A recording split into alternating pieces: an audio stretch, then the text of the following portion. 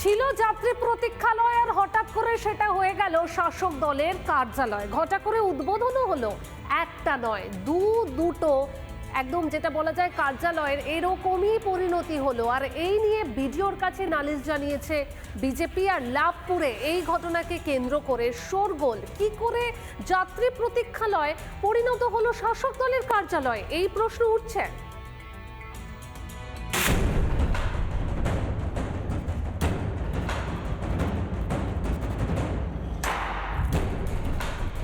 রাতারাতি দখল, সরকারি অর্থে তৈরি যাত্রী প্রতীক্ষালয় রাতারাতি নাকি বদলে গিয়েছে তৃণমূলের পার্টি অফিসে। এই নিয়ে চর্চা তুঙ্গে।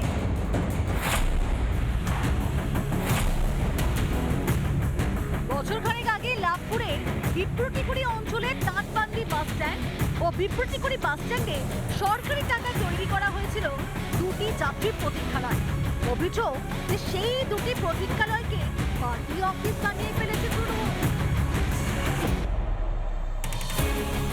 1 জানুয়ারি নাকি উদ্বোধন করেছেন লাভপুর ব্লক তৃণমূল সভাপতি তরুণ চক্রবর্তী ও তৃণমূলের বিপ্রতিকুড়ি অঞ্চল সভাপতি শেখ ইসমাইল। এ নিয়ে বিডিওর কাছে অভিযোগ জানিয়েছে বিজেপি।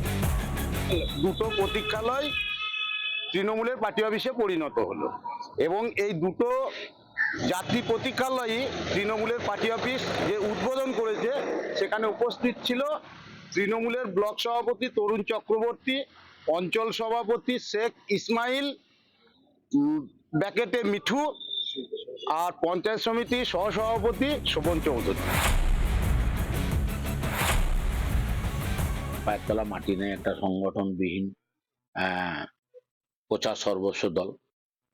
তো সব ব্যাপারে ওদের অভিযোগ থাকে। এই ব্যাপারে আমাদের অন্য কোনো অভিযোগের ব্যাপারে কিছু নেই। এবার প্রশাসন যেহেতু ওনারা করেছেন, প্রশাসন যেরকম সিদ্ধান্ত নেবে তারা দেখে, তো সেই সিদ্ধান্ত আমরা মেনে চলবো, এইটুকু।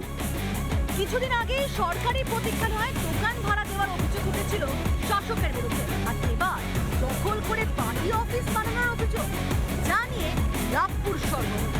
রিপাবলিক বাংলা। নানা ধরনের কন্টেন্ট দেখার জন্য লাইক করুন, শেয়ার করুন আমাদের ফেসবুক পেজ, সাবস্ক্রাইব করুন আমাদের ইউটিউব চ্যানেল। পাশাপাশি অন্যান্য ব্রেকিং নিউজের জন্য অবশ্যই চোখ রাখুন রিপাবলিক বাংলায়।